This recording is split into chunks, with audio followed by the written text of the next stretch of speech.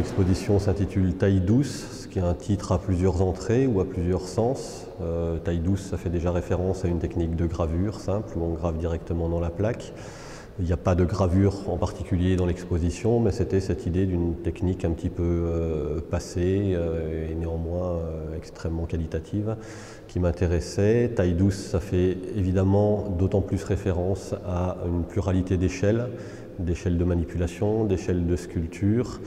Et enfin, taille douce, pourquoi pas également, ça fait référence à l'expression populaire se tailler en douce, tout simplement.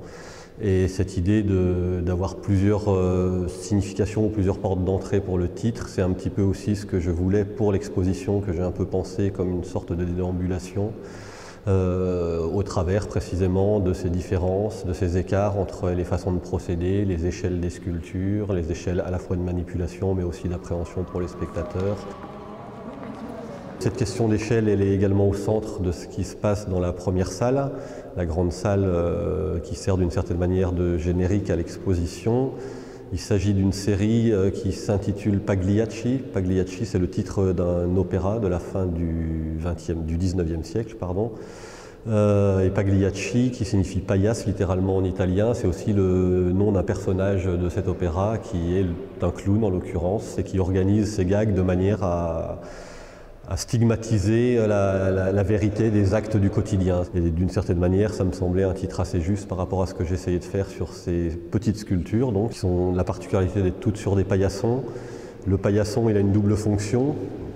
Évidemment, c'est le socle avant tout, mais c'est un socle qui a une double fonction dans la mesure où il donne une échelle à la sculpture, puisque ça le rapporte d'une échelle, ça le ramène à une échelle anthropomorphique, et d'autre part, toujours dans cette fonction de socle, il a une valeur symbolique de valeur domestique ou de dévalorisation de ce socle. L'idée, c'est que la sculpture est au niveau du sol, elle a une taille humaine, mais néanmoins, son socle est cette espèce d'objet domestique signifié par le titre, d'une certaine manière.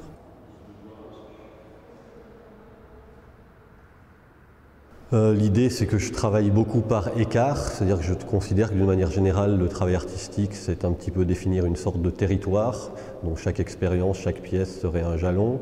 On peut essayer de définir ces jalons par proximité, en essayant de fabriquer de la ressemblance entre les pièces, en essayant de préciser des choses d'une pièce à l'autre, ou on peut au contraire essayer de garder une cohérence à ce paysage en essayant plutôt de déterminer un certain nombre d'écarts, de tentatives d'ouvrir le travail un petit peu à chaque fois, encore une fois autant dans la manière dont il se fait que dans la manière dont il s'appréhende et les significations qu'il peut porter. Là, c'est un petit peu cette deuxième possibilité de faire que j'ai essayé de travailler, tout en l'illustrant de manière assez claire sur notamment la notion des échelles, à savoir des tailles de sculpture et des différentes manipulations qui sont mises en place.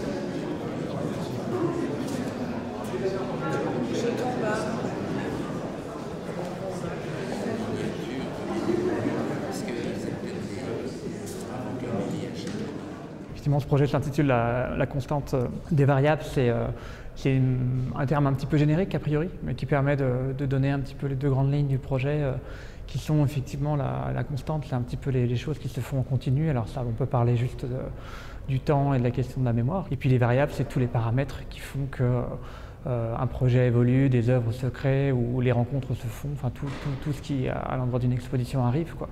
Et finalement, la constante des variables, c'est exactement la rencontre un petit peu de ces deux paramètres qui sont finalement les grands ingrédients d'une exposition et d'un travail artistique en général, quoi. On a la chance de pouvoir travailler avec des empreintes pièces qu'on a pu faire au musée Paul Valéry à Sète et également au conservatoire d'anatomie de Montpellier. Donc on a des prêts de pièces qui sont assez étonnantes, assez particulières, très choisies. Ça va de tout, il y a des choses très précieuses, des choses très vernaculaires, très limite anecdotiques. Mais du coup, dans ce spectre-là d'objets, on navigue dans différentes sphères et l'intérêt est de tout mettre au même niveau en fait, au sein du projet. Et puis l'autre lecture globale, j'ai envie de dire, qu'on peut faire peut-être du projet, c'est la question du matériau, qui est quelque chose d'assez central dans ce projet. à savoir autant les matériaux de construction qui servent à fabriquer tout le mobilier ou le soclage des pièces empruntées, et puis également tout ce qui constitue les objets, qui sont aussi forcément des matériaux à part entière. Du coup, là, on a une palette de matériaux assez riche, assez variée, et qui passe de choses effectivement relativement précieuses à des matériaux très ambigus, mais aussi des choses complètement standards. Voilà en gros dans quoi on navigue, quoi. Chaque matériau a évidemment sa propre histoire. On peut parler déjà d'archéologie, même quand on parle de matériaux comme la bakélite. On est déjà dans un matériau du XXe siècle. Là aussi, on a des pièces qui datent du début de la Révolution. On a des choses qui sont du 19e. Voilà, on a une palette assez élargie. Et tout ça à l'intérieur d'un centre d'art contemporain. Donc ça mêle beaucoup de questions de temporalité. C'est pour ça que je parlais de mémoire au début. Je pense qu'il y a plein de portes d'entrée différentes dans ce projet, dans cette exposition. Et tout ça est lié évidemment à une histoire de regard. C'est vraiment, on dit souvent que c'est le regardeur qui fait l'œuvre. Là, c'est à peu près ce à quoi je m'emploie, d'essayer de proposer toute une série de choses qui sont à différentes portes d'entrée, à différents niveaux de lecture, et chacun, je parlais de cuisine tout à l'heure, pareil, fait un peu sa cuisine avec tout ça. En fait, quand les secours sont arrivés,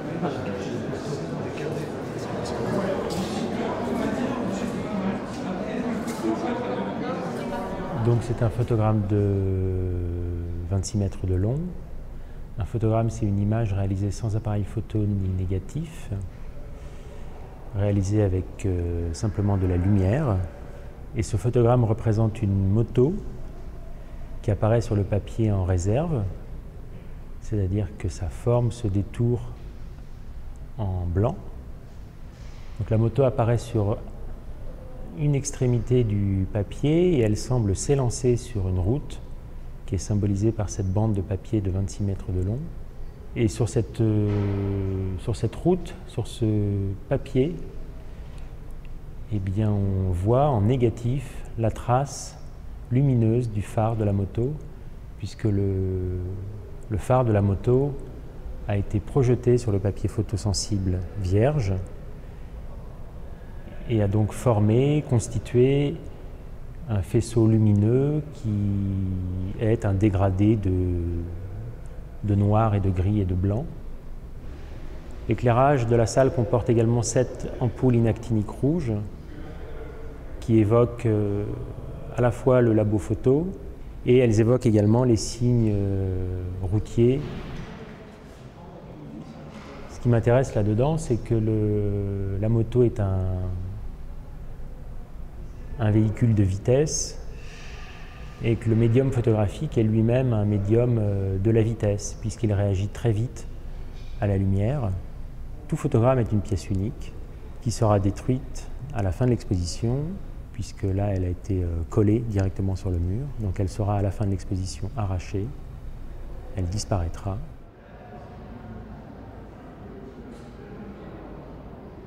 Mon travail utilise beaucoup la photographie et témoigne d'expérience, témoigne de processus, témoigne d'expérimentation. Ce photogramme en est la preuve. C'est une expérimentation dont je ne connaissais pas la finalité, dont je ne connaissais pas le résultat, pour créer des effets de surprise, pour créer des images inattendues, d'une certaine façon risquées, sans attente particulière, et avec une grande part d'inconnu.